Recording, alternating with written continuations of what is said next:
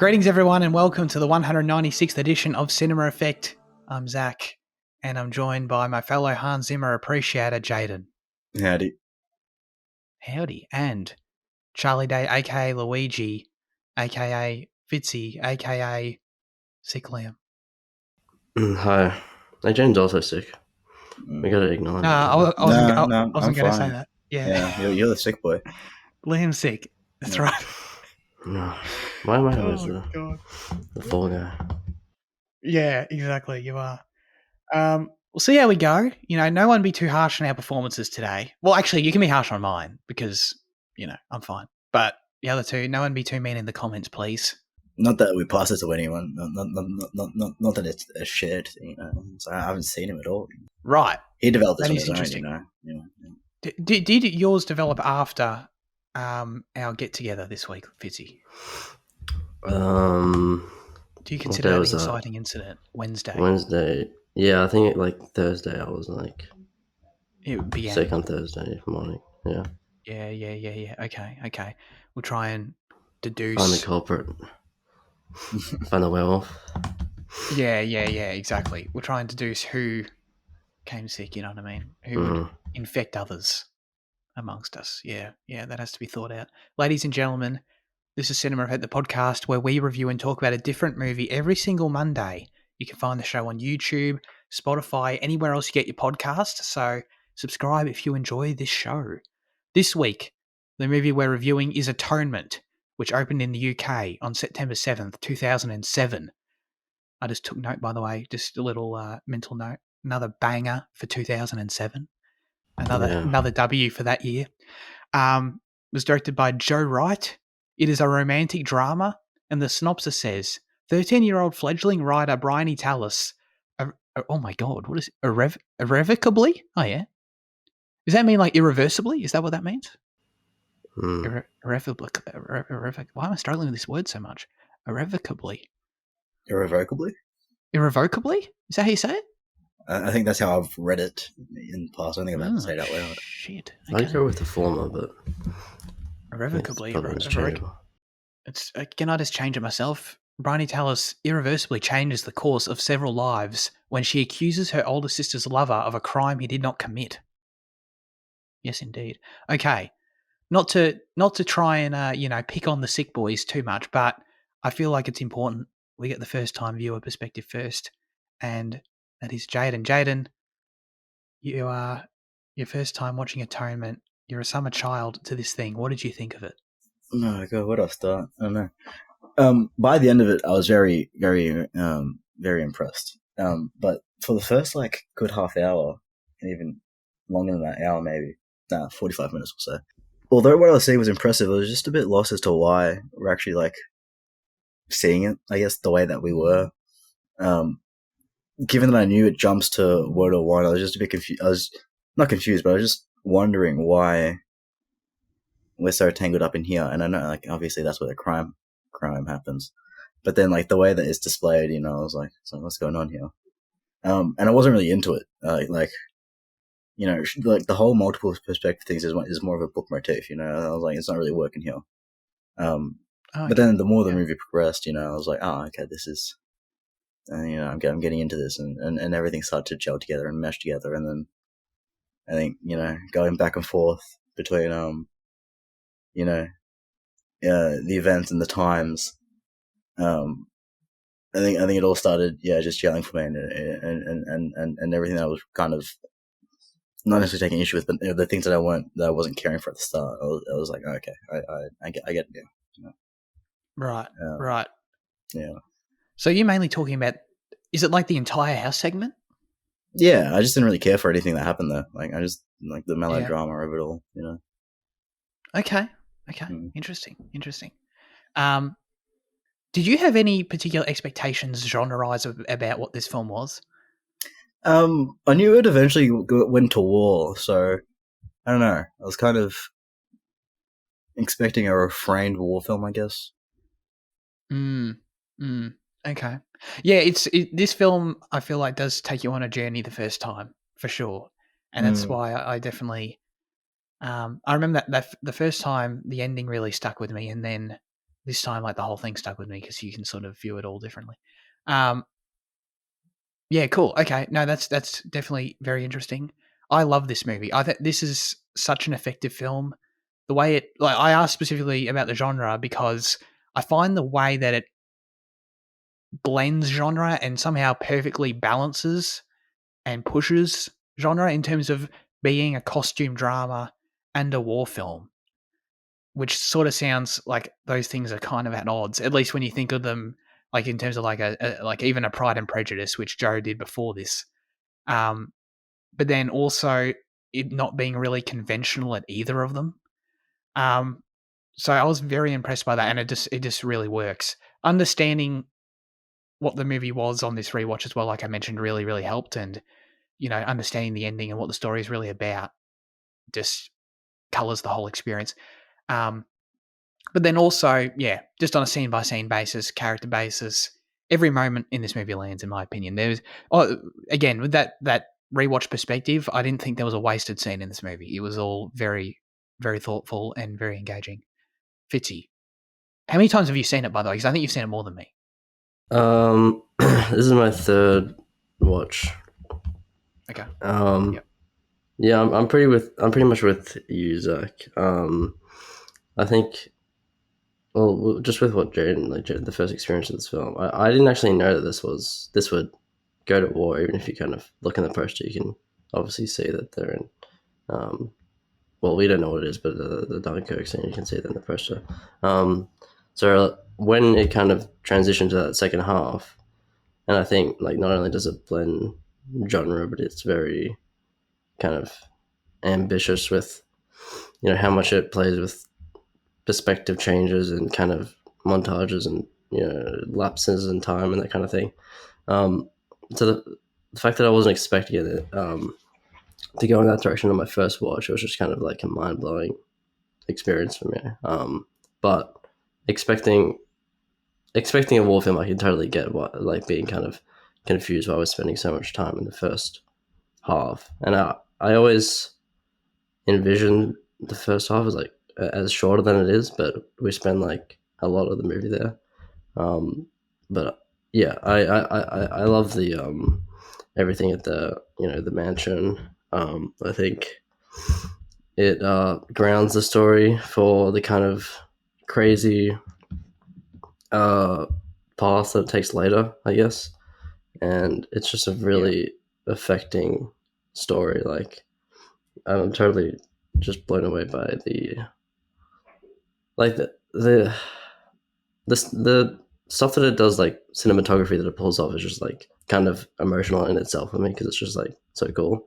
But, like, combining that with the emotion of the film, it's, like, so strong. It's like, I don't know, it's like one of the most reactive film experiences that I have, like, seeing, like, all 3 times pretty much. So yeah, I think it's an amazing film still. It's still, like, insanely impressive to watch, and yeah, just a heart-wrenching, kind of tragic film. Absolutely. There are certain shots of the sun. The way it's used in this film is unbelievable, and there's definitely other shots we'll get to. Yeah, no, I definitely agree with that. I like what you said, everything about, in terms of understanding the expectations of it being a war film, and how that definitely changes it. In terms of, like, for me, and why I love, just on a very broad level, why I love the house segment, the opening stuff so much, is that, as much as I enjoy G-rated costume dramas, like, it's funny, like, I don't know if your DVD comes with this, Fitzy, but mine comes with a little pamphlet, like where it's like, this movie is batched in with, like, all these G-rated, like, Sense and Sensibility, and of course Pride and Prejudice as well. And it's like, the collection of costume dramas. Yeah. And I find that kind of funny because, like, I get it kind of, but, like, this movie is not like those at all. It's like, even if, just, like, forget the war bit, like, just taking, if you were to view the first 45 minutes as a costume drama, I love how this one feels very specifically infused with sexual tension, and not just romantic tension. It feels a lot more mature.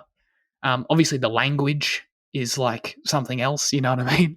And then just the themes, of course, with, like, all the sexual interactions that take place, and the themes that plays with, it's all just very, very like not even one level above maturity of a typical costume drama. It's like levels above.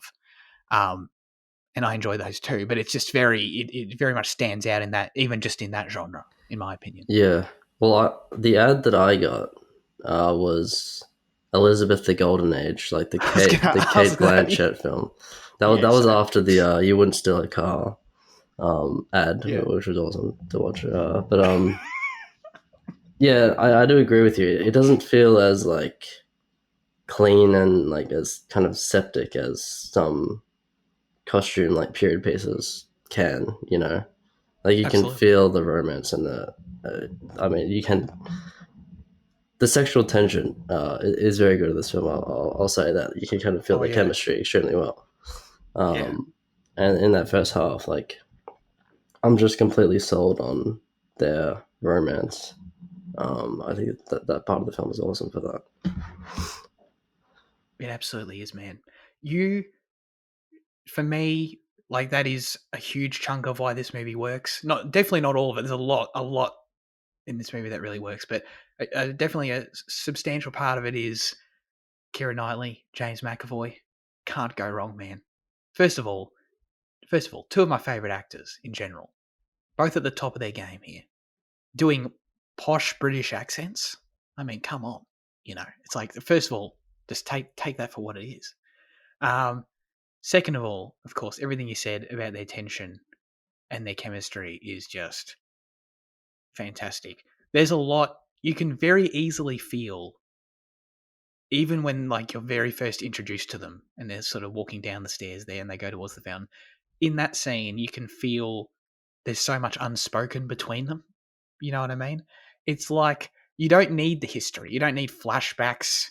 You don't need all this shit. Like, you get a couple little spots of exposition, basically, like where they say, like, I don't know, like they went to university together and, like, but never spoke, right? And so you get that. That's like all like the historical context you need, and then, like, just watching them, like, you get it. It's like, oh yeah, these two, like, clearly there's something going on here, and they just, like, can't say anything they can't say it to each other. They can't act on it in any way, and that's just building and building, obviously, which is, like, obviously what that first fountain scene is all about. So I thought that was all absolutely fantastic. But yeah, I feel like I can't. Shit, I feel like that was logically taking me to the sex scene, but I can't jump right there. It's like two, you know what I mean? Maybe I can. I don't know. No, I can't. I can't actually. I want to. While I'm rambling, I'm going to pivot slightly, and then we'll come back to that. I'm going to pivot slightly to Bryony, played by young Saoirse Ronan, who, by the way, was nominated for an Oscar for this role at 13 years old. So, shout out to that. What were you doing at 13? Watching Call of Duty on YouTube, dude. That's actually hilarious. But yes, I want to pivot to that because, you know, breaking down that character, she is the key to the film. And obviously you see the scenes. I love how they play with perspective, and what Jane was talking about. I love it in how they play with seeing things from her perspective first, and then getting sort of, you know, the truth, or, like, you know, it from Cecilia and. Well, hold on. Is that is that a second perspective, the truth, or is that what she's writing in her book? That's a great question. Because, like, when it was revealed at the end that it was, you know, that she wrote the book and that she took truth and then she took a lot of lies as well.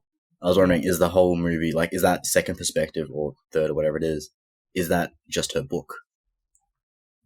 It's a very fair question because, like, I would argue, by the way, not to slightly all over the place, but it's fine. The score in this film is incredible, and I love the use of the typewriter because it sort of frames the whole thing that way in retrospect. But I don't think so. This time I sort of read it as the only totally fictional, like, it's like she says at the end, like, the only totally fictional scene is the one where she goes and visits them at the apartment.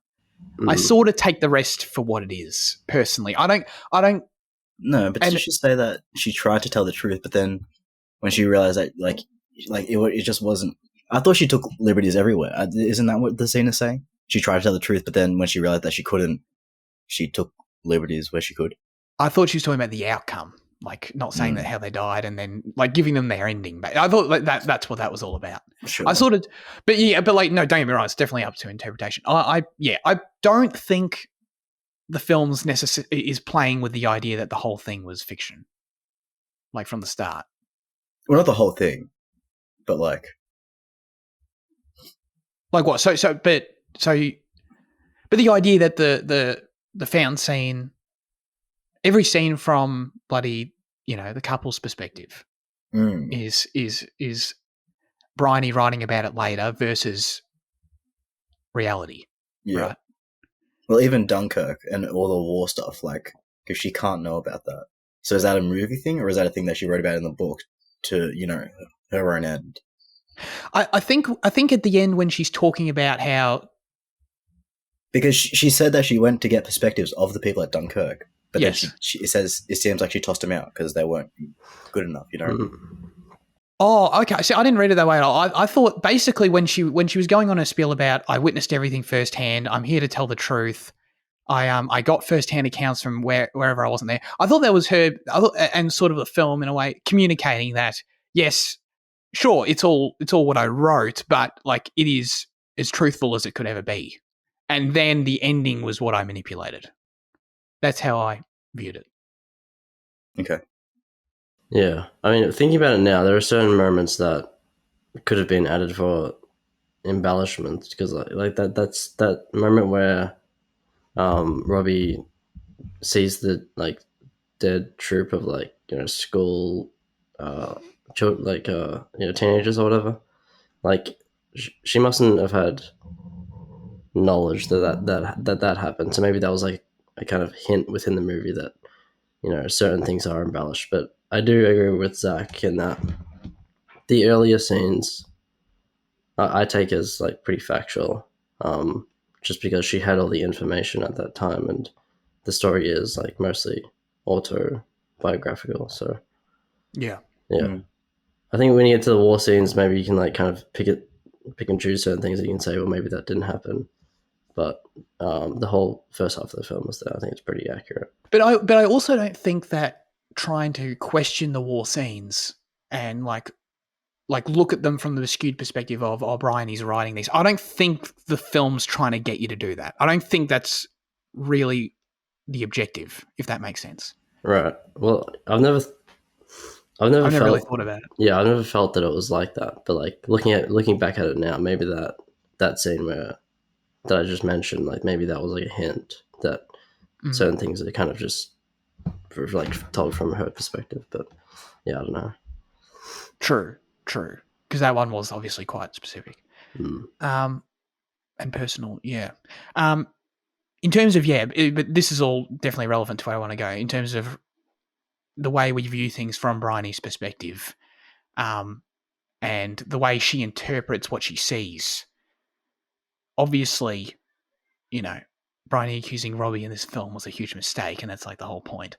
But I in trying to understand her, I have a hard time, and I sort of go back and forth because part of me, and this was especially early on, I understood her a lot more, I thought, this time, and I didn't think that her mistake was as blatant in terms of, even if you just take the first fountain scene, that incident, from her angle out of context, like it definitely looked noteworthy and odd. Like obviously nothing happened there that's like bad, right? Really. But like the way they show it first, where like, Robbie has like bloody looks like he's like shouting at Cecilia or something, and then she takes off her clothes. Like it does look like a weird, noteworthy thing for a 12-year-old to see. And even if I saw that shit today out a window, I'd be like, "What the fuck's that?"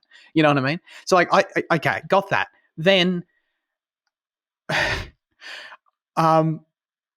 the other major, like obviously she sees them in the library. That's definitely its own thing. But the other sort of component to it I'd forgotten on rewatch was I'd forgotten the whole rape incident with Lola. And that's actually the crime he's accused of. I sort of forgot that. So that's the main thing. I can understand after that happened, when someone that young then jumping to conclusions when they have enough evidence in their own minds, you know, and when they're exposed to something like that was obviously quite shocking. You know, in that when she's out there in the grass, but then also like when literally 2 hours before, like she saw Robbie hooking up, and she already has this perception of Robbie, right? He's like a sex maniac, is what she always says. And then she has this perception of him, and then she goes into the library, sees what she sees, and then that's like tainting her. Of course, it's only 2 hours later than the rape thing happens, right? So it's like, okay, that all makes sense to me, to a young mind to be impressionable like that, and that is all quite overwhelming stuff to be faced with. So I could see how all that would happen. And so that was my perspective in the first half. I was like, oh, actually, I'm more sympathetic to Bryony than I remember here. But then the film, so this is what I'm asking about.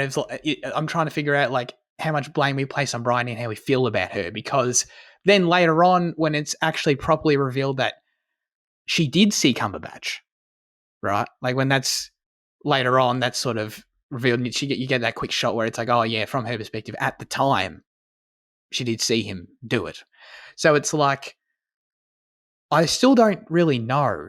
Was that a memory thing? Was that one of those things where like, oh, you look back on it and you realize later on that you remembered it, but you didn't at the time? Or was there something about her relationship with Robbie that when she was young made her more intentionally throw him under the bus? And that was a more deliberate act, because I still think that's pretty vague to me still in the film, and I wanted to rant about all that, get that all out there, and see what you guys thought about it, how you interpreted like obviously understanding the wrongness of what she did, but like how complicit she was in it, I guess, or how intentional, it was, you know. No, I kind of agree with you. Like in the first half, we're shown that she doesn't see anything, so you can understand why she jumps to the conclusion that it's Robbie. But then you see that, well, maybe that does confuse me a bit, because it means that the first scene we see of her seeing that was like not entirely accurate on it. It was either based on her memory, or you could say it was like from her book that she's written and not entirely what happened, right? Because she does see the face at the end of the day. So yeah, it's kind of like maybe it was more intentional than it was than initially led on, and maybe that's why she has to like atone for it. It's not a mistake. It was something that she did really, and the whole book is like kind of, I don't know. It's kind of painting her initially in a better light, and they're painting everything in a better light, kind of, I guess, washing over everything. It is confusing though. I'm not sure. I'm not sure either. I think, yeah. There's more. Well, Jayden, first of all, did you know it was Cumberbatch the whole time? I can't obviously put myself back in that perspective. Yeah, that was like obvious to you. Yeah, cool. I thought there were enough clues where like I thought from the moment like he saw Lola, you could tell like there was intentions. And I was like, there's only ever one person could be. And the fact that, they still tried to throw poor little Alfie Allen into the mix, what's going on? He's just one of the many. There's tons of recognizable faces in this, by the way. Yeah. Alfie Allen there. Benedict playing the perfect slimeball character. Love that wankery performance. Temple was bloody, what's her face? Lola. Like that was funny. So yeah, there's a ton of that in the film for sure. Bloody Succession mum was there, Oh yeah. What's her name? Something Harriet Walter. Caroline. Oh yeah, that's right. Caroline Collingwood, is that her name? Oh yeah, Colling something. In Succession? I think so. Yeah, she was there. So yeah, okay. I think I wanted to ask that, Jane, because like I can't remember what I thought the first time, but like I don't know. I will just say no rapist like would give a kid a piggyback. You know what I mean? You know when Robbie's walking back and he's like got the two twins with him, and he's like, it's like if you didn't even need any Benedict Cumberbatch clues, like that's it. Yeah, I thought that whole thing would exonerate him, because I thought like. Yeah. I thought they'd see him walking back and like, oh no, he's with the kids. And like when she was told to go to a room, I thought that was like them saying, oh, you fucked up, you obviously got it wrong. Yeah. But then, you cut to the fucking police car. Yeah, they really didn't give a shit that he saved the kids, to be honest, at all. Robbie's like can't be said how good James McAvoy is in this movie, by the way. But like Robbie's whole demeanor in this movie is very relatable to me. I don't know. I think he's a great character. I love the way he I don't know. He always when he walks past stuff, he always taps the wall and does shit like that. That's I don't know. I do that kind of stuff. I think it's funny. I don't know what it actually says about you as a person or anything, but I think it's funny.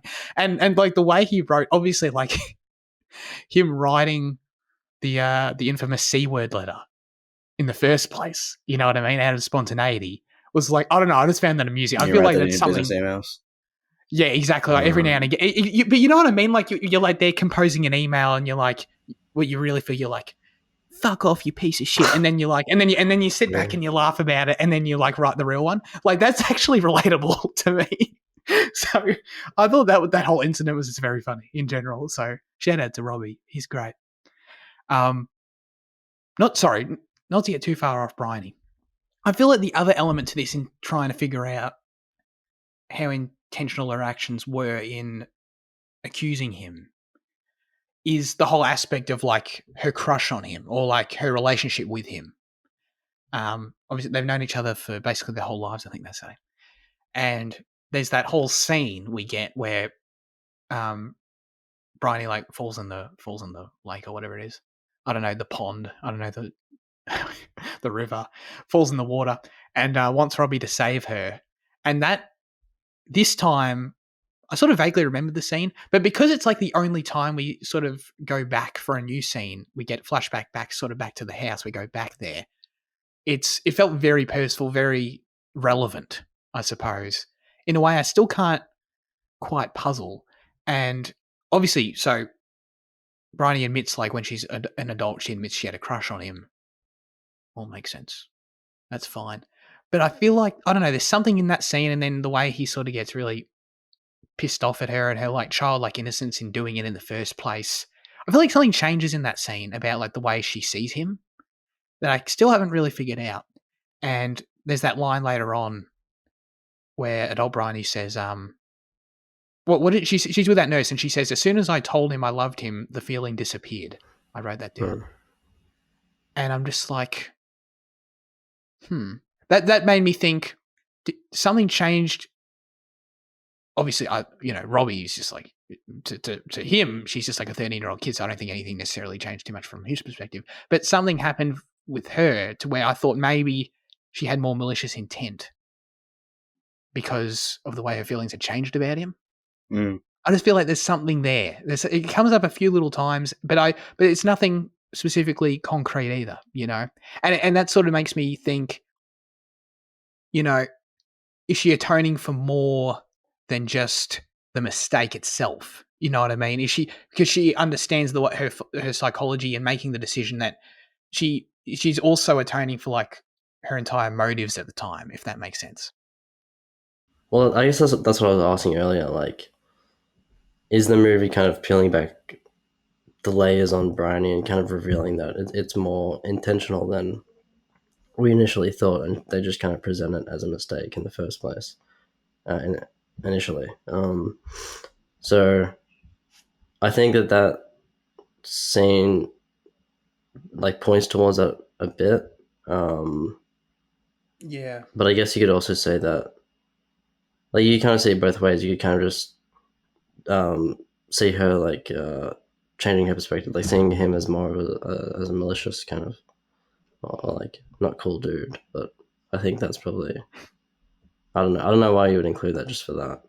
I feel it's probably pointing towards that angle, I guess. It's interesting because the film, yeah. I think we're definitely right, but it's not clear. The film doesn't ever explicitly spell that out. But I think I really like it because it adds this whole, I mean, the themes of Atonement are already quite deep as they are. But then it adds this whole new sort of wrinkle to it in motivation and intent. Well, maybe she doesn't know. She doesn't know that it was intentional. She convinces herself so well. And then in that kind of wedding scene where she sees, where she remembers Benedict's face again, she kind of remembers that, she saw that, and this is why the atonement means so much, because it was this intent that she's kind of hidden over the years, I guess. Interesting. I was going to ask about that wedding scene, and because I don't remember what I thought the first time, but this time, like, I thought is the idea that she subjected Lola to a life of unhappiness, like it was another repercussion of her actions. You know what I mean? But then but now you're adding a whole new thing to it, which is cool. But like, did you think that as well? That it was like because obviously Lola's, she sees her first like in that little information film, and she's confronted by that. So it's like, oh no, by doing this, by letting Cumberbatch go free 5 years ago, this is another consequence of what I've done, kind of thing. I don't know what I thought of that. I thought, yeah, I was just thinking more about the reveal. I didn't think about the implications for Lola, but I think there are some there that, she's kind of done that to her, yeah. Well, Lola looked away in shame, kind of, when she, like, before she meets Bryony's gaze. So I feel like she knew or she knows that, it was him that night, Yeah. I don't know. This stuff's good. This stuff's deep. I don't know. I really like the way that they do all of the adult Bryony sequences. I think that was probably my favorite part, to be honest. Yeah, it was. First of all, were you like, was it weird having Saoirse Ronan recap? You know what I mean? Because it's like in your head. I was wondering that. I was like, so they're keeping the rest of them the same, but I'm like, that Saoirse can never be, anything older than what she looks. What she was. I was wondering what they're going to do with that, whether they're just going to show her, but then I was like, okay. Yeah. But it's just so funny now when, like, because in films when you go back and watch them and like the child actor never became anyone, it's like it doesn't matter, it's whatever. But when like the child actor is like becomes famous in their own right, it's just funny like watching it, because then you can picture, like, in my head I'm kind of like, why can't Saoirse Ronan just play her older self? It makes no fucking sense at all, obviously. But that's sort of how it's just kind of a weird thing. But anyway, I'm glad you like these sequences. The way, like, it's obviously established early on, like Cecilia I think says that, like, when they learn that Bryony is nursing, it's like, oh, she's doing this as her own penance or something. So obviously that's what it's all about. And I liked all these sequences because I'm not going to lie, like, I mean, the idea that she wants to put herself through this is psychologically interesting. But then, like, she earned it, in my opinion, because like the stuff she has to deal with is pretty crazy. And to think that, I wonder if a part of her thinks, when all these soldiers come in with all those crazy wounds and they all look really good and they're quite confronting in the film, it's like, does part of her recognize that she put Robbie in that position in terms of, like, I know he chose to go to war instead of prison, but like, I just wonder, she never says this, but I'm just wondering, is like part of that for her, like, oh, what I did like led Robbie to end up choosing war, and then now I've sent him and made him do this, so now I need to like kill these people as a way of, like, in my own justification, like healing him, kind of thing. I don't know, maybe I'm stretching that, but it is true that what she did led him to be subjected to it. Yeah, I don't think you're stretching it, because she literally like sees him for a moment, and it's like, that's telling you that she wants to heal him, or kind of be confronted with, what's happened to him in the war, I guess. Did Leia just freeze for you as well, or was that just me? My thing froze for a second. No, yeah, because I just like lost everything you said there. I don't know. There was a little pause, but then I got everything you said. It came back. Okay. Yeah. Are we all good now? We back? Yeah, it's all good. I just missed your point. It's all right. Okay. He was agreeing with my excellent point, Jayden. So, yeah. I was just saying because like we saw him. She saw him like in a vision for like a second roll. It was like, came in. Yeah. And it was the other guy. Yeah. I mean, she did a good job. It was pretty gnarly. Like that whole scene with the French dude, and like having to sit with him was a really good scene.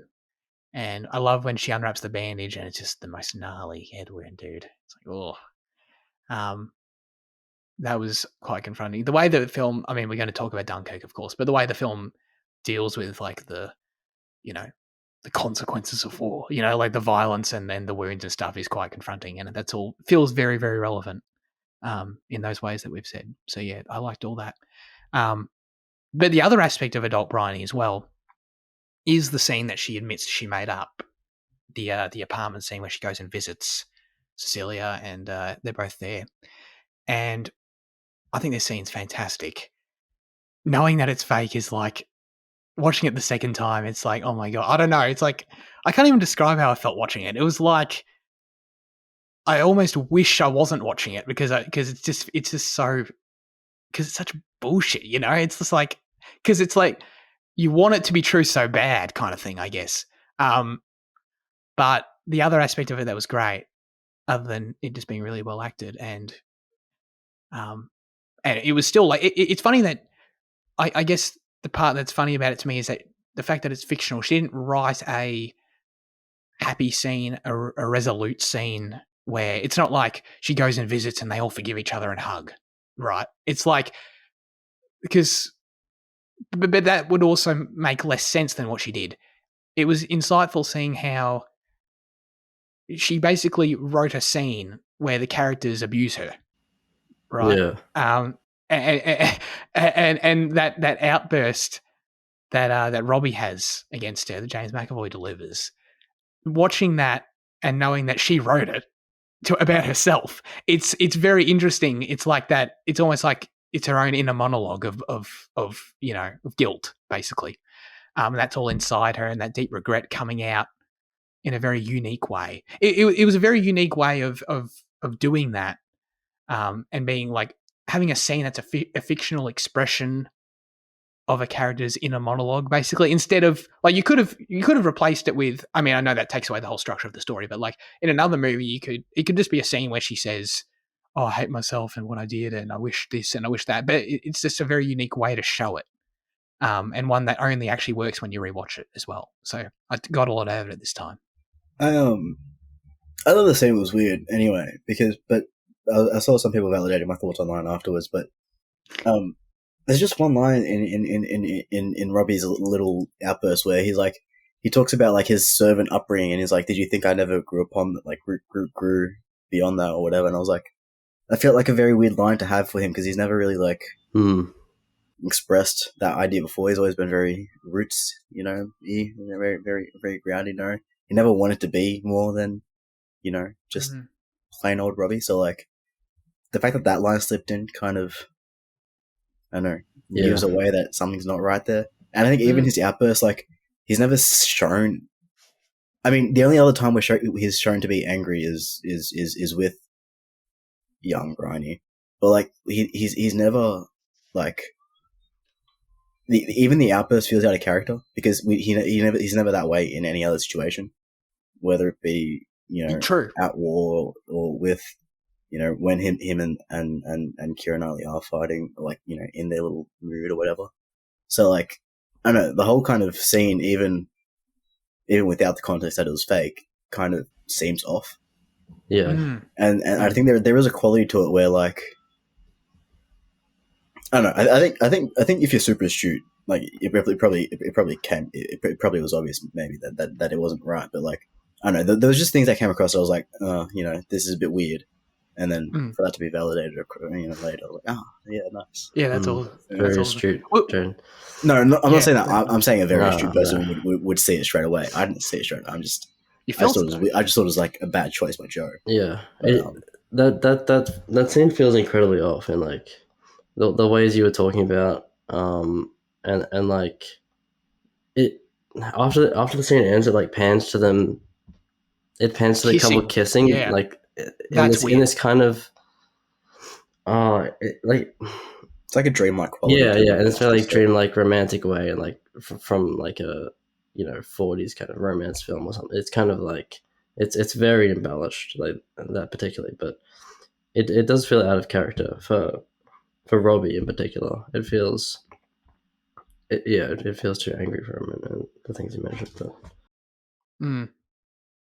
Yeah, absolutely. How did you, Jayden, first time watching? How did you react to the hard cut to the television interview? Oh, I was really confused. I was like, it's going like full Titanic here. Yeah. No, like it goes back to that thing that I just never expected it, you know, like as being as I don't know, you know, I think it works though because, you know, it's like the way you were talking about earlier about the blending of the genres of the film, and like, you know, is if any film was to do it and to pull it off well, you know, I think here and it suits well. I don't know. Yeah. It's jarring, but I think effective.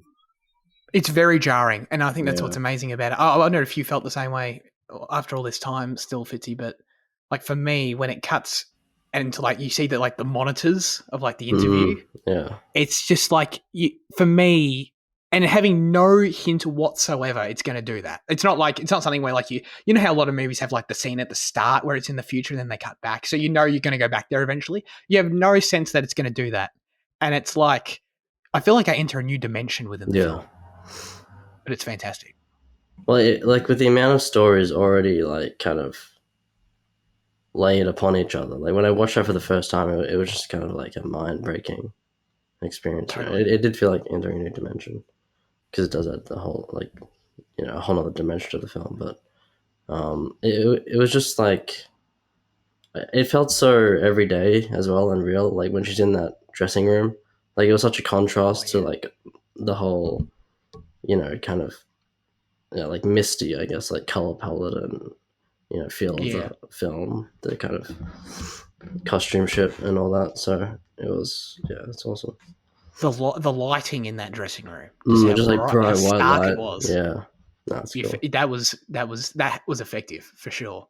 And then you get the reveal, obviously, that they carked it and never reunited, which is just the worst shit ever. The most depressing shit ever. Speaking of scenes that, as they're happening, because I forgot about this. This was an observation I picked up this time. Speaking of scenes that, as they're happening, something feels off. And it's like, what? And then it making sense later. For me, this time, that was, you know, when Robbie's sick, wandering around Dunkirk and his mates hanging out with him? That was just so weird to me. I'm just like, why is this guy like keep following him around and is like being all like, I don't know, he was just like extra in the scene. He was just like trying to be extra nice and extra present and like, I'll do anything for you and like put the blanket over you. It was just kind of a bit weird to me, for like how people were behaving. But this time, like with the remembering properly and understanding the context of, oh no, this his mate like knows he's going to die. Yeah, and so he's there like comforting him at death. Yeah. Well, does his mate even exist, or is he a literary device? I think he does exist. I think. Do you reckon? Yeah, I do because I drew this parallel and I drew it to like I took it the same way as like when Bryony has to sit with the French dude. It's like he's sitting with him. Yeah, but that's exactly why he'd be fake, wouldn't it? Because she's drawing a parallel from her own life to inject into his. You know? Oh, I see what you're saying. Oh, that's a good point. Yeah, actually, that could very well be true. And like it's too much, you know, petting the dog to not be, you know, a writing tool. You know? True. Either way. No, I actually like that. That's totally. There's no way I could disprove that at all. With taking that on board, it's like still, it's a great way to recontextualize that earlier scene, and makes it feel a lot more relevant for sure. Because otherwise, I was just like, why is this guy doing this? But then, of course, okay, so there's that reveal, and she gives her sort of explanation in the interview, which was fantastic. Where does Bryony's arc end in this movie? It's a big question.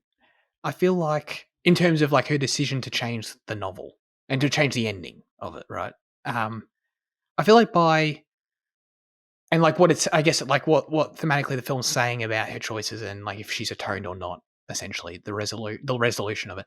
I feel like by changing reality and giving them their happiness in her novel, that's sort of her way of forgiving herself at the end of her life. Because she's dying of cancer. She said for the longest time she wanted to write the book and like tell the truth, but that wasn't working. That was never going to work. So the only way she could finally get it out was by changing the ending. Right at the end of her life. Yeah. Well, she's dying of dementia, which I think is an important detail. Like, she's getting it all out before she totally forgets everything. Yeah, I don't know if you can like, I guess you can see it as a kind of selfish thing in the way you're talking about, in the way that she's just kind of, I mean, she can't really do anything at that point, like, to their lives, you know? So in a way, she's just kind of doing it for herself, but yeah. I don't know. Yeah. That's sort of what I mean, in that, like, she didn't need to, well, yeah, she did for herself. Like, she's gone through the route of trying to atone, trying to punish herself, trying to, her penance as it is, but that wasn't working, and she needed to find a way to move on. And so, like, she does do it for herself, to sort of forgive herself. That's sort of how I viewed it. But yeah, it is all pretty emotionally deep, in my opinion. Like, these ideas of living with past mistakes, the balance between regret, punishing yourself, and moving on. Yeah. That's like, those are kind of those are sort of the different directions that you'd be tugged in, and that's a pretty universal theme. I think we can all relate to varying extents. Hopefully, never to this extent, but honestly, like, you can feel how it weighs on her for her whole life, and I think it could be explored more in fiction. Honestly, like, it does feel, if it's something that feels so relatable, like, I feel like I don't see it like never done like this, especially with the way obviously this film plays with structure to really drive the whole thing home. The close up on her face at the end, it is where you kind of see her, the weight of her guilt, I guess, by the end of her life. That is still very, like, emotionally effective. That's a scene where I guess, like, the viewer has to some extent have some sympathy for Bryony to feel that, and I definitely feel that in that scene. I definitely do too. Speaking of shots and how they make us feel, we can start at the end and work back a little bit. But for me, the one that gets me, of course, is the whole ending, with the ending with them on the beach and the waves crashing. Man, it's like, dude, this is like, if you were to, like, walk in the room and this scene is playing on the TV and you haven't, like, no idea what this movie is, you're like, oh, this is the sweetest, happiest, most romantic ending of a movie I've ever seen. Wow, how good's that? It's stunning, all that kind of stuff. But then the story builds to it so well, because as I'm watching it, it's just so sad. It's the most, like, I feel it in my gut. It's so hollow. And it's just like, I don't know, I genuinely had this emptiness watching it. And it just, because it felt so wrong knowing that it's a fiction. And that's the other aspect of it, to where, well, I guess sort of adding to what you were saying, Fitzy, it's like, yes, I do feel sorry for Bryony, for sure. But this emptiness in my gut that I felt at the end of this movie is like, it's hard for me to believe she did the right thing. Like, just instinctually almost. Like, I understand it, but it just feels like such an injustice in a way, to not tell the truth and leave me on this sour note. Yeah, no, I definitely feel the same way. But it's funny how much, like, how affecting that scene is, like, after the scene I was talking about, with the seeing the close up of Bryony. It's like both work so well. Yeah. And they almost, like, operate on opposite kind of emotions, or like reasons for feeling that emotion, I guess. But yeah, I do also, it does also make me hollow, that scene. Yeah. Did it make three of us hollow, Jayden? How did you feel about the final scene? And I just couldn't stop thinking about how, like, the fact that, like, England's a very pretty country, but then you remember it's England, and you're like, oh, it's not very pretty anymore. No. Those White Cliffs are stunning, and if they're in any other country, they'd be like a top 10 tourist destination, but then you're like, oh, it's England. Okay, yeah. Oh, because it's just, you're right. Just everywhere. Yeah, that's what I was thinking about in that scene, sorry. Sure. No, that's quite interesting, actually. Yeah, that's I don't know. That's didn't really have any thoughts on hollowness. No. You weren't. So, did you find it a sad ending in general, or like, with the revelation and then going into that? I don't think it was a sad ending. I just think I think viewing it from Bryony's perspective as I was then, I don't think it made me sad then. I think had I had a more fixed perspective, maybe.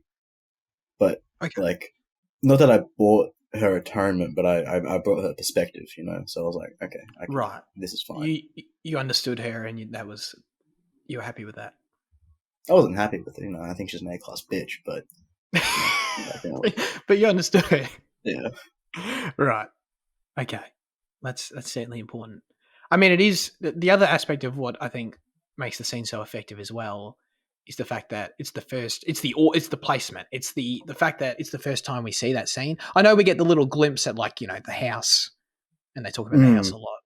But in terms of like, it's not like, for example, they have the fictional scene, the apartment scene, right? And then they go on their holiday, and we get the scene where they're all happy on their holiday, and then you get the interview.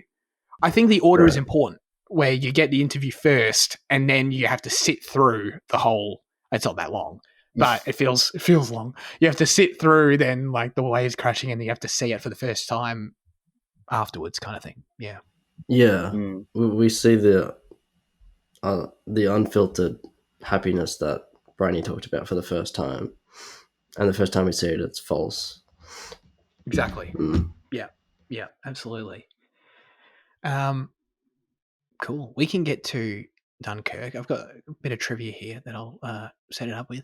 The small English town of Redcar, that's a funny name, stood in for the French city of Dunkirk, and the Dunkirk set built there was the most expensive one in the movie, costing an estimated £1 million. It took about 3 weeks to prepare the beach and seafront area, having all street furniture removed, tons of sand brought in to cover the promenade, road, and pavement, boarding up all of the sea-facing windows, and installation of a Ferris wheel. That was a real Ferris wheel. Bandstand and army vehicles, etc. After nearly a week of rehearsals for the extras, actors, and crew, then the actual filming, it took over 2 weeks to put everything back to normal, all for 5 minutes of screen time. Now, the trivia said all for 5 minutes of screen time. And to that I say, fuck you. It was a glorious 5 minutes of screen time, so it was totally worth it. Jayden, how did you react to this scene? Because I don't know, I just I could. Yeah, I thought it was fantastic. It was like genuinely exceptional filmmaking. Like some of the best things you've ever seen. Genuinely, yeah. I think their little stumble around. I mean, it was a very harrowing portrait of Dunkirk, very different to what Nolan paints later. Yeah, I don't know, just entirely successful in kind of using the environment to reflect the state of the man, I guess. True. I thought that it felt very thematically connected to like the desperation, like the themes of desperation and survival and that kind of thing. Return, yeah. Exactly. Yeah. Which is of course very relevant to Dunkirk. It's all very well connected to the characters, to the real event, all that kind of stuff. So yeah, no, I strongly agree with that, dude. I don't know. I mean, I'm not. You guys probably have a better sense of this than me, because I'm not always entirely familiar with like what talked about a lot. I feel like I've never heard this scene talked about at all, and it's like, in my opinion, like it unless I'm missing something, I'm not a film historian, but like it should be like considered one of the top 10 best things like anyone's ever put to screen. To be honest, no, I've never even heard Dunkirk mentioned within a breath of this movie. You know, right? Yeah, which trips me up, to be honest. After seeing it, like, yeah, it was honestly astonishing. It was just it's got to be seen to be believed. The sheer amount of extras, the sun, the use of the sun, killing the horses. I mean, it can go on and on. It's basically every little detail. Did they actually kill those horses? Holy shit! Yeah, I hope not. But like when I saw that they built that Ferris wheel, it's like that would be CG today. It's not even that long ago, but like that would be CG. Of course, it would be. So Ferris wheels go up pretty quickly. Yeah, but would you really go to the effort of building it? Maybe Nolan would. Filmmaker, I guess. Yeah. Yeah, true. I don't know, like the enormity of it, and also like the disparity in what, even regardless of like the technical aspects of it, like the character it adds in terms of like the disparity of what everyone's doing. The fact that you've got like, you know, horses being executed into two people rolling around to a choir singing, on and on and on. Like that's only 3 examples. Like there's like 100 in there that you can spot. it feels very, very alive. And I don't know. At a certain point, it's just like I think when I was coming into this rewatch, I was kind of like, am I going to feel like this is just flexing? Like, am I going to feel like this is a bit try hard? But coming out of it this time, I felt the total opposite because of how thematically relevant it felt, and like that, even just ending on the sun overlooking the beach, it just like, God, it just hits you, you know.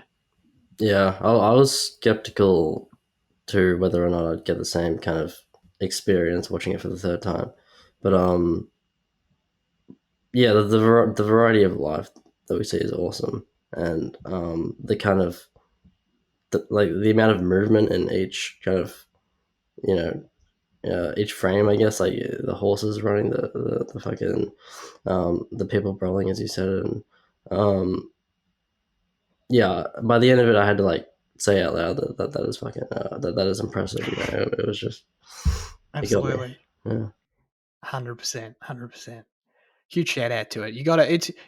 I mean, just watch this movie in general, but like, dude, like the fact I feel like if you were to replace that scene with like, I don't know, just like another scene of Dunkirk, them being on the beach in Dunkirk, that sort of achieves loosely kind of like the same idea narratively, where it's just, I don't know, quick scene of them like on the beach or some shit, and but you don't do the whole 5-minute thing.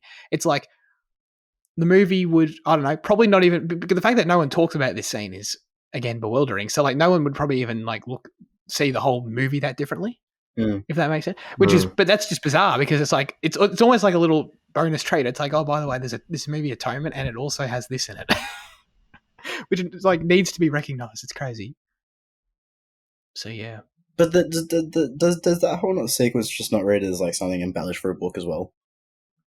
Does that not just reinforce the kind of feeling that Bryony wrote a lot of fiction, especially in that war perspective? No, not to me. I was very. I mean, what in terms of how, like, yeah, actually, yeah. In what sense? Like, does it feel elevated?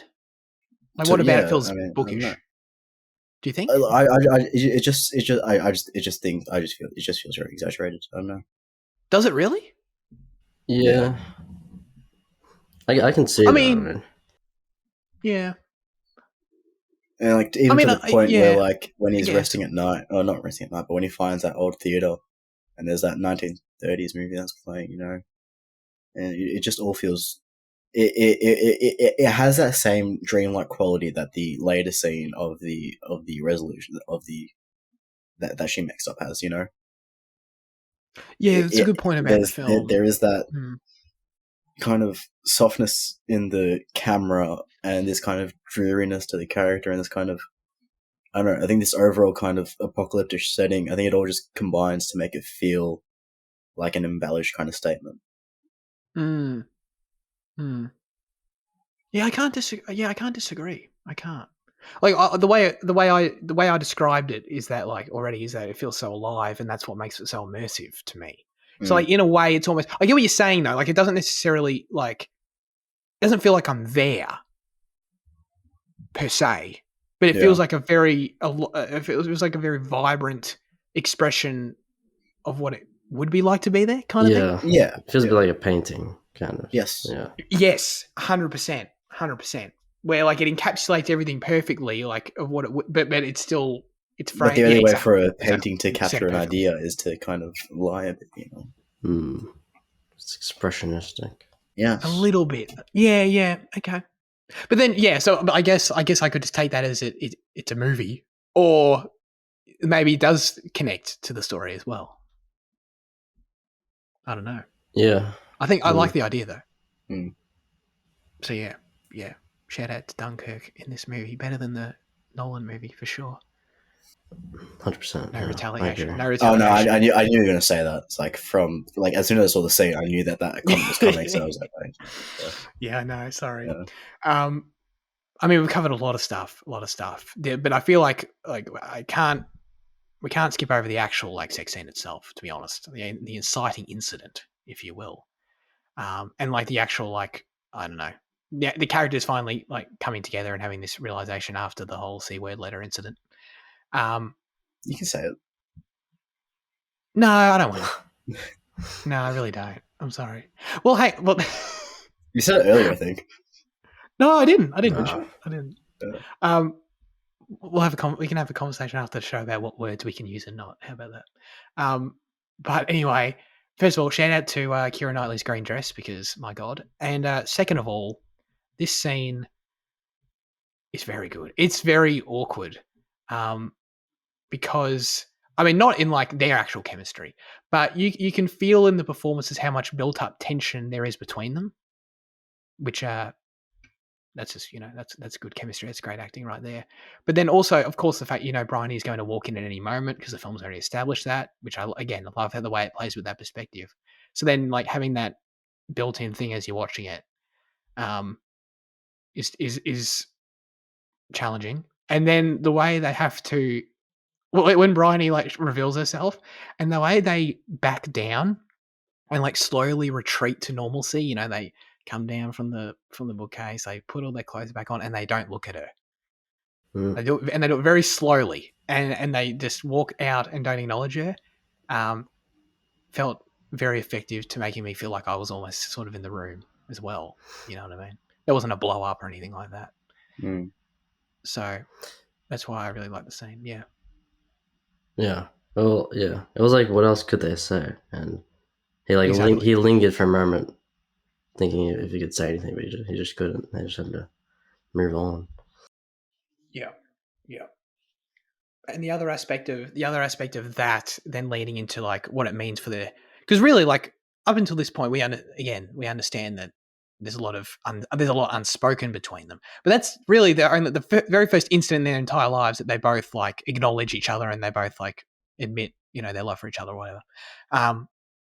So then the way then their relationship carries on. Jayden's now got me questioning like everything in this movie, by the way, if it's like reality or not. So like maybe that can hang over what I'm about to say.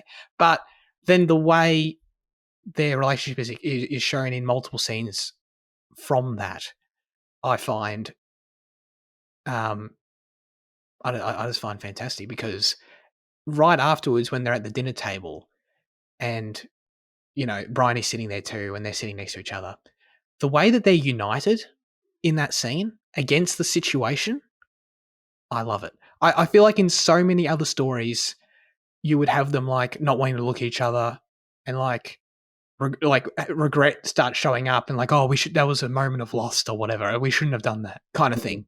Go in that direction. I love how like they connect and they're like totally on the same team forever. It's like they don't play. There's no melodramatic bullshit with that. It's like they're holding hands under the table. We are a united front against this little 13-year-old. And then the way that continues then, of course, to the cafe reunion scene, which is very well acted as this very almost like traumatizing reunion between them. The way that carries there to where Cecilia is still that committed to him all those years later after not seeing him. And there's like the way she like, she says like, oh yeah, I don't care about my family. She basically ditched her family, had no hesitation in doing so. It's like, I don't know, like that's strong resolve for each other and for like the commitment to the relationship. I just find fantastic. Well, that scene would be fake. I don't think so. But I think Bryony wasn't there. Yeah. If she's not there, then you can't trust it to be real. That scene, maybe, but that scene's way more believable to me in terms of their characters. It doesn't feel as out of character as that later like confrontation scene in the apartment. Yeah. Like the way Robbie kind of acts and it's kind of semi like not coy, but semi like hesitative like kind of state. And her resolve, as you said, which feels very consistent with the earlier scenes at the mansion. So yeah, I guess it could be another embellishment or just a fake scene, but it's not as fake in my mind as the later apartment. I mean, we know the apartment scene's fake, so but yeah. No, you're right. I maybe because I want to believe it's real too bad. Yeah, but maybe. I possibly, and I admit that. But I do. I don't know. No, Jayden has. You totally raised a good point where like it does cast. It does put a lot into doubt. I don't know what I'm trying. You know what I mean? It does make me second guess a lot. What your I just think like you can either see it as it being a film showing a scene But I think the fact that it cuts that interview at the end and she's talking about it being the book, it just makes it seem like if she's not in the scene, then it's going to be a fake scene, you know? It's just not a fake scene, but, you know, right. You know, because there's no, otherwise there's no reason to kind of cut to the idea that, to cut to the fact that she's written a book about the story, you know? Yeah, well, except for the fact she changed the ending, and that's the whole. So, like, I guess it's what we said at the start. It's like, how do you view the film? Do you view the whole thing as being her novel, or do you view it as a real event that becomes her novel at the end? There's no answer. So, except for again the score. So, which is honestly might be a clue. True. That could be a clue, and if it is a clue, then you'd be right. So. There are many. Well, clues, does the typewriter only come up when Brian is on screen, or is it always throughout this film? I mainly because I thought that was just her audio motif. It is off. I couldn't tell you if it's never used elsewhere, but it is mostly used with her. Yes. Okay. Yeah. It would be. I would need to pick it apart. If the typewriter is in that scene, you're probably right, Jayden. Like if the typewriter is in that scene where they're at the dinner table, then that would kind of confirm that it's probably not. I'm 90% sure it isn't. Okay. But yeah. But I think there are kind of hints of it like throughout, like, and they kind of they reuse the typewriter theme. It becomes just kind of a normal like piano theme. So I don't know. It's a tough one, man. But yeah, shout out to the scenes, shout out to the score. It's fantastic. Were there any other shots you guys wanted to point out that we haven't touched on? Yeah. I think my favorite shot of the film is it's actually after Robbie's officially dead. You get this like the montage scene of him. Well, not just of him, of like everything, like him going through the poppy fields, and then I think you see Bryony and you see kind of everything. And then it's that one shot of like the mist, in reverse time, zooming in on Cecilia, when like in that scene where she sees him coming from the fields. And it's like the police lights, right? Yeah. I think so. Yeah, but like that is extremely impressive as well. Just the mist, like turning back and kind of revealing that that's probably my favorite single shot in the film. Yeah, it was great. I think any time that Bryony is wearing her red kind of cape in a scene is interesting, and I think it creates an interesting visual composition, but also like it feels a bit Scarlet Letterish, where like she's kind of been branded as, you know, she kind of sees herself as being branded with the Scarlet Letter, and you know, that's kind of what that means for her, and you know, yeah. I think that might be an interesting thing to look at, perhaps. Maybe. If I was smarter. Maybe. I love how you've like raised like all these very interesting points today that completely challenge the way I look at the film, and you're like, if I was smarter, you know. if I was what were you saying earlier? If I was more astute. Yeah, maybe I could properly analyze this, but no. Yeah, I think you're doing a fine job. All right, we can get to our final verdicts for Atonement. Yeah, this is a 10 for me, for sure. Jayden? Big fat 8 from me. Yeah. Fitzy, what adjective are you giving it? I don't know about adjectives, but initially I think this initially was a 10 because the first time I watched it just kind of, it kind of wrecked me. I had to rewatch it again, and I think I rewatched it like in the next week or something. It was no, I don't know, but yeah, I think I have to give it a 10. I think I'm obliged to give it a 10. Like it was a 9, but there's no reason for it to be a 9 really. I think even these doubts just create different, layers to appreciate it, and I think it's one of the most emotionally effective films I've watched. One of the films that affects me the most. So I will give it a 10 out of 10, sure. Yeah, Yeah, Have you read it definitely the book, Zach? sticks with you. No, I haven't. No. No? No, I do want to, though. Mm.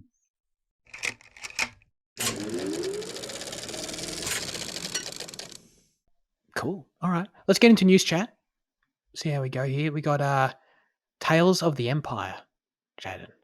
Yeah, this randomly came up on my feed. I don't even think it was from like maybe it was the Star Wars account that posted, but like it was just a complete shock to me, and like totally. I sat there for 2 minutes 20 just loving everything that show that came. It is phenomenal.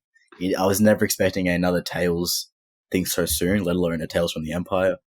And everything they showed just looked brilliant. I think the animation looks like it's been stepped up again. I don't know if you got that feeling from. Did you think that? Yes. Yeah. Well, I haven't watched Bad Batch season 3 yet, so maybe it is equivalent to that. But like, no, it's definitely more striking than that. Oh, yeah. Okay. Because some of those shots were incredible. The stories they're telling look really compelling, and I think seeing a certain character again was just very shocking. And what they're doing with her is I'm so fucking keen for this. This is incredible.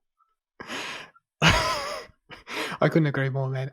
When I saw this, I don't know. I don't know if this is just me because I'm such a nerd, but I sometimes like have dreams of like things I'm into, of like announcements of things. Like this. When I saw this, it felt like a dream, like of like Tales of the Empire. What? And then like Morgan Elsbeth and Thrawn and.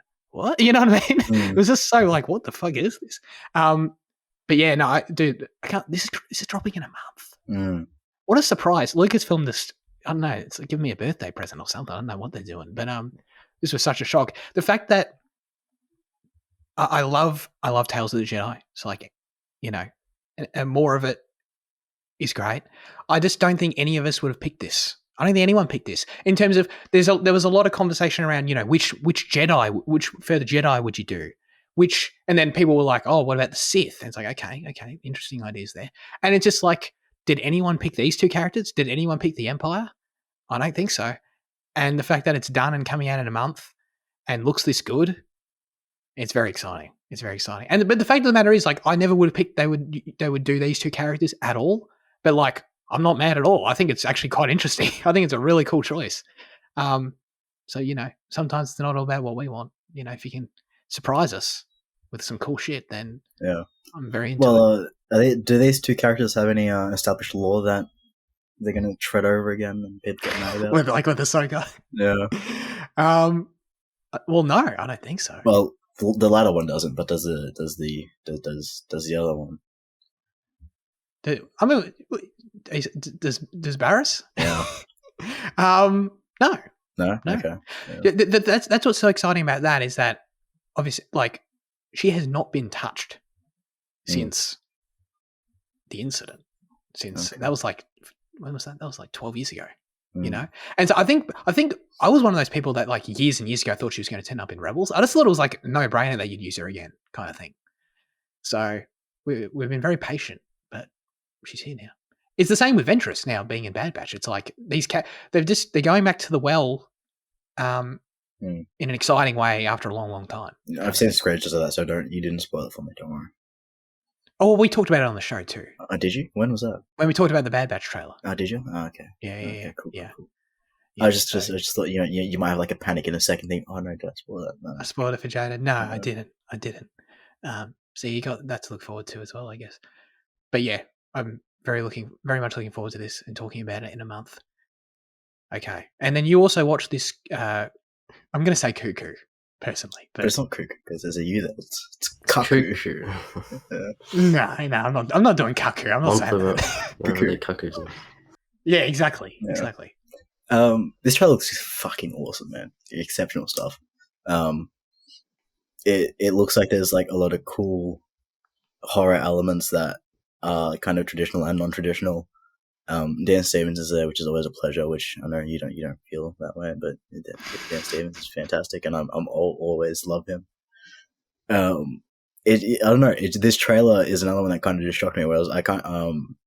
I didn't like. I've seen obviously the screenshots of Hunter for the past 2 months, especially following Kojima. You know, you see it every fucking day. But then like to actually like I don't know, the trailer kind of just blew me away. I'm worried that they might have showed a tad too much in the last 20 seconds. But aside from that, like I think the rest of the trailer is like pretty great. Kojima. So did Kojima put you on this? I don't know, but you know how he's obsessed with Hunter at the moment. So yeah. Yeah. I mean, if you're a colleague, it's all right. Yeah, it's fair enough.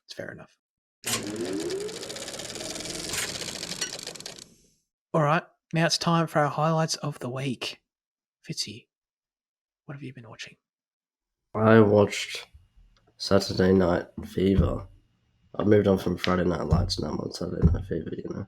Yeah. Which is the John Travolta disco movie. I thought this movie would be like just kind of a fun disco movie, and it'd be kind of G-rated, and you'd see a bunch of Bee Gees dancing scenes, and it would just kind of be a good time. But it wasn't that at all. I mean, the disco scenes with Travolta were pretty awesome. He just has a great kind of like bobblehead physicality. He's got the thin body and the big head. But it was very dark. It was a very dark film. It was like initially they were just kind of sprinkles of like racism and misogyny and that kind of thing. But then it kind of became the main theme where and like Travolta's character explicitly like spells this out of like people dumping blame on like other groups and other people, and this kind of theme of like the cycle of abuse and that kind of thing. And it was a really effective movie for like that, for what it explored. I think the ending kind of falters a little, where it feels like it almost forgives Travolta's actions too much, because some shit goes down, I'll say that. But yeah, it was an unexpectedly thematically interesting film, and it had some good dance sequences and some good, how deep is your love kind of Bee Gees kind of shit. So that was good. I mean, I must admit, like the whole time, I was like, this doesn't sound like a dance movie. Yeah, well, there are dance sequences, but other than that, it's kind of not. It's kind of interesting. That does sound really interesting. How old is it? It's like 70s, I think, like 77, 73. Oh, okay. Very early like Travolta. Okay.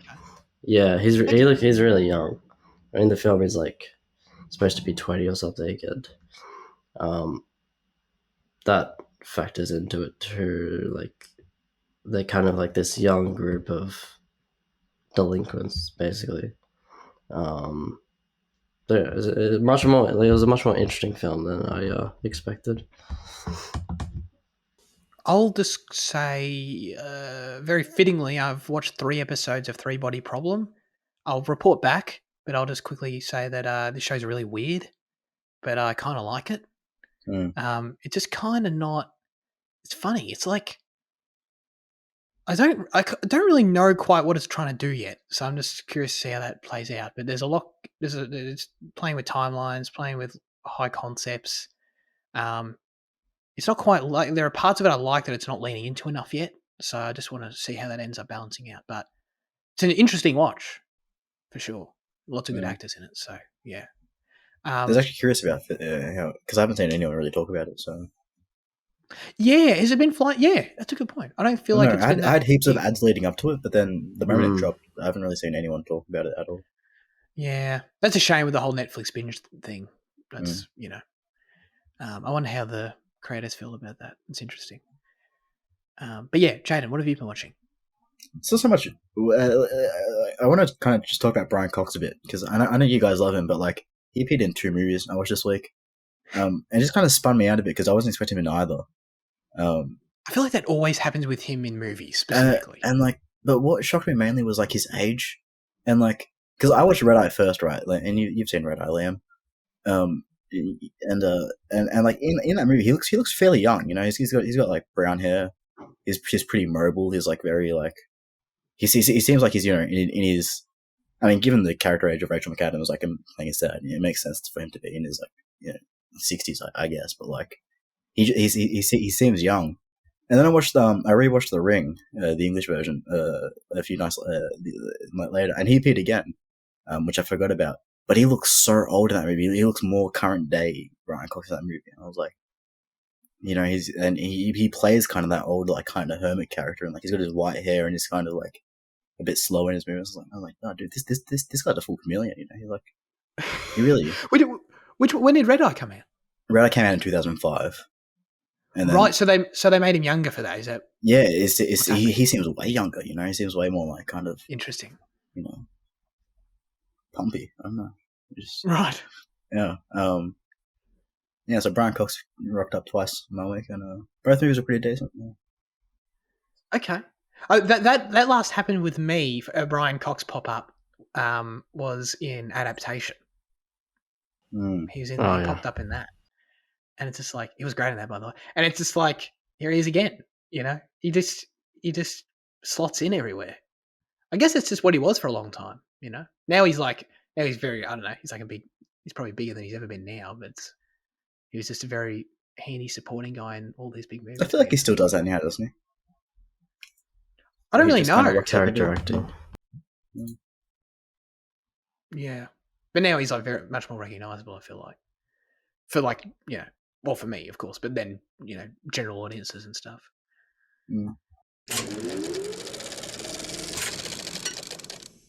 Now comes the segment where we hand the show over to you with our question of the show. Last week we asked you and your mates have found yourselves in a bar fight. What music is playing? This was a great original question. I forgot to actually... I looked through like my whole playlist on Spotify and I didn't find anything. I forgot to try again.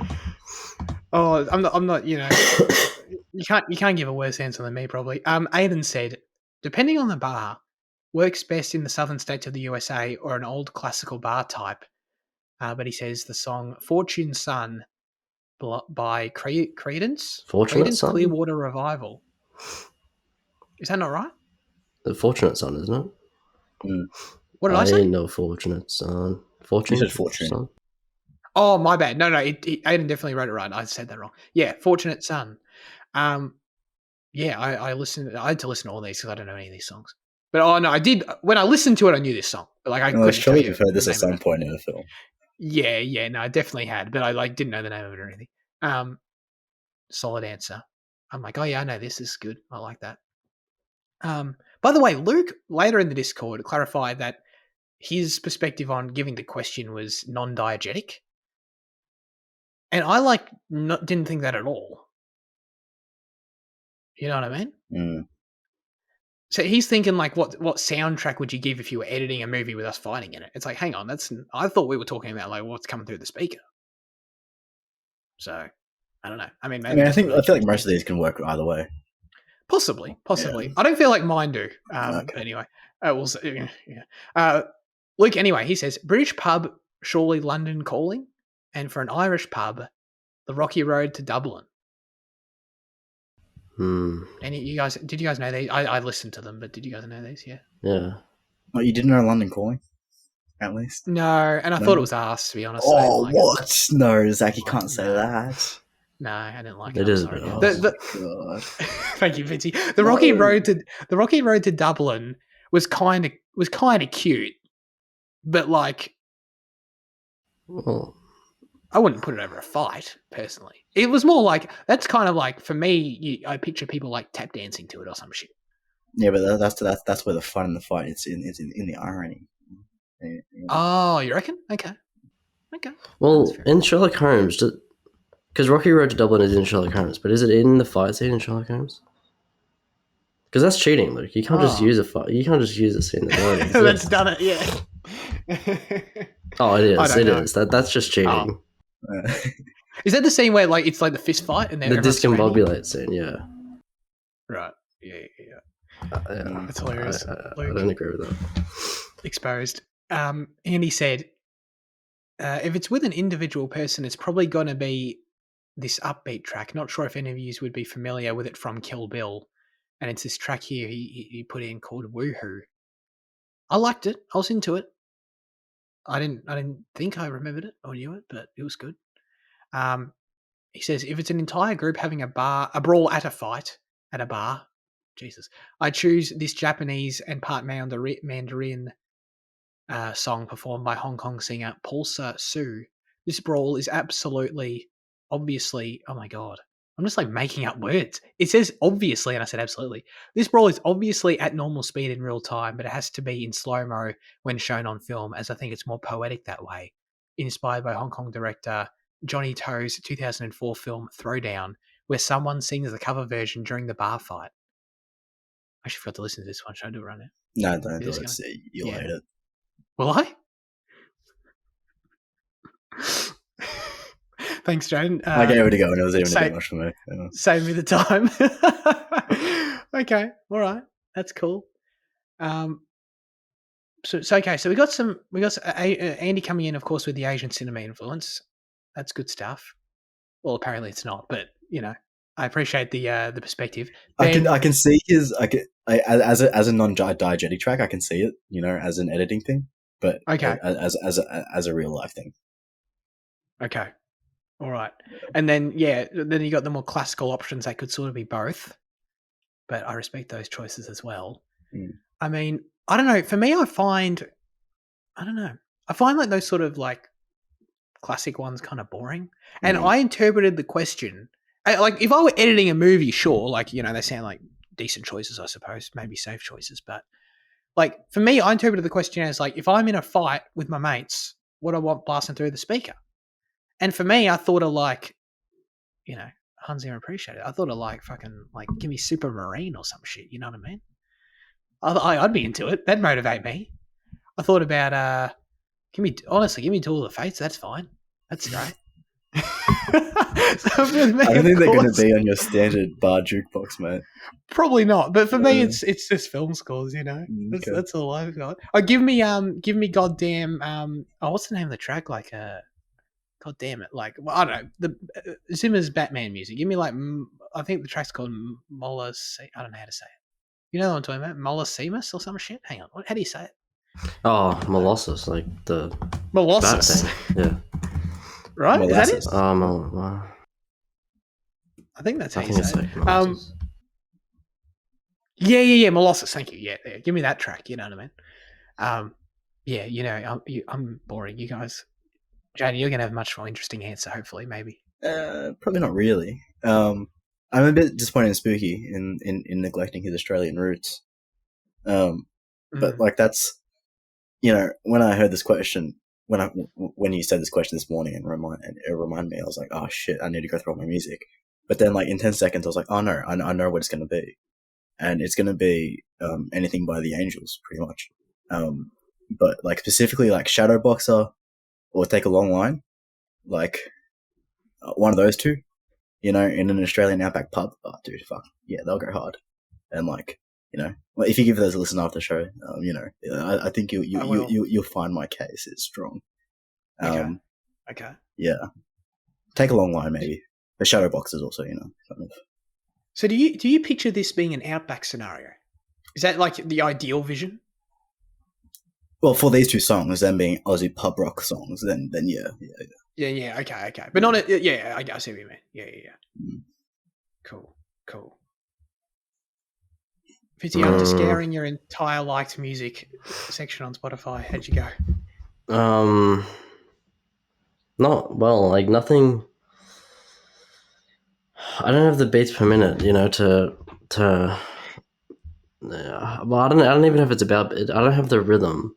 My songs just don't fit a bar brawling kind of rhythm. But the closest thing I found was okay. So like, my ironic choice would be "Octopus's Garden" by the Beatles, one of the songs that Ringo Starr wrote, because it's just like a happy, fun song. I think it would be funny. I'd like to be across the sea in an octopus's garden in the shade. Imagine punching your mate in that with that song blasting in the background. That'd be good. The closest thing I have is like Crime Wave or Vanished by Crystal Castles. Those songs would get me like energized, if I had to take physical action, So I don't know. Disappointing answers, but no, you had real answers. It's not disappointing. You actually had real answers, so that's fine. I guess so. Yeah. Yeah. Well, you did actually raise something interesting to me.